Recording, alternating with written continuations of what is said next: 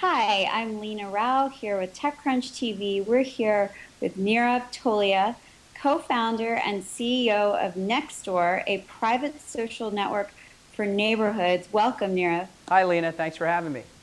Um, I'd love to hear a little bit about Nextdoor. The idea of a private social network for neighborhoods and communities isn't a new one. A couple of other startups have tried doing this as well. But I'm curious what you guys are doing to disrupt the space, and how do you feel like you're doing something better than some of these other companies? Sure, sure. Well, we're trying to bring back that sense of community to your neighborhood that you used to have in the old days when it was easy for you to communicate with your neighbors. And even though some online sites have tried to do this, it hasn't really gotten mainstream yet. We use social networks like Facebook to communicate with our friends and family, LinkedIn to communicate with business professionals, Twitter to find people with shared interests, but there isn't really any easy to use social network that helps us communicate with our neighbors. And when you start talking to your neighbors, really good things happen. So that's why Nextdoor was founded and what we're trying to do. So, in terms of Nextdoor's model, you guys are private, and tell me a little bit about the decision making about making each of these individual communities a private social network. Yeah, the way Nextdoor works is that it's a platform where neighbors can come together and create their own private websites for their neighborhoods. So unlike a lot of other sites that are out there that are devoted to local, each of these Nextdoor websites are completely private. Once you create or join your Nextdoor website, you have to verify your physical address, and that's how you get access to your Nextdoor website. That's actually a big difference right off the bat. And the reason we did that is because neighbors want to communicate in a trusted environment. They want to know that the people they're talking to are their actual neighbors. They want to feel comfortable. They want to feel like this is easy to use. And it's a little like knocking on a neighbor's door. And so we felt like it was pretty important to go to an extreme on the privacy front and make sure that each of these neighborhoods was completely distinct, completely secure, and completely private for each of the neighbors.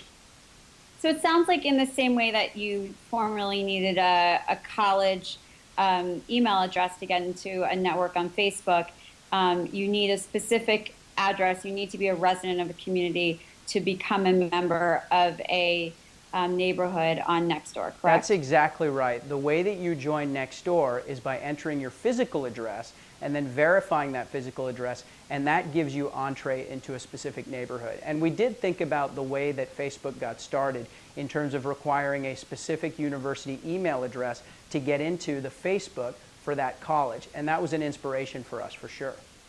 Now, tell me a little bit about once you get into the network. So let's say, I'm a resident of Menlo Park, and I have now been sort of admitted into this network.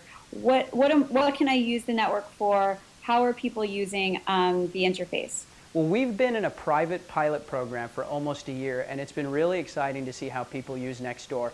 There are almost 200 neighborhoods across 26 different states, from Menlo Park actually, all the way to the East Coast and everywhere in between that are using Nextdoor. And when they get into the site, they talk about all of the kinds of things that you would expect neighbors to talk about. They ask each other for local recommendations, finding a babysitter, finding a plumber, a great electrician. They report crimes because safety is actually a big deal in neighborhoods as well. They organize barbecues, they talk about local events. At times they get together so that they can talk about big impactful news in the neighborhood, whether it's someone coming into the neighborhood that they don't necessarily want or other emergency response oriented issues. Really everything that would affect your local community, that's what you see the neighbors talking about in their Nextdoor neighborhood website.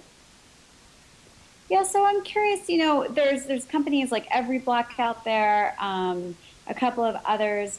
Where have these companies failed, and where are you guys innovating and going to sort of take this to the future? Everyblock is a really, really nice company actually, and it's quite different from Nextdoor because Everyblock is about automated alerts that you get for your neighborhood based on crime reports and real estate listings and things like that. Nextdoor is just about neighbor-to-neighbor communication. There's nothing automated inside this. It's an online community, a social network, and so it's a little different than what we've seen before. It's not a local news site. It's a place where you go to communicate with your neighbors, and that's actually something that's pretty new.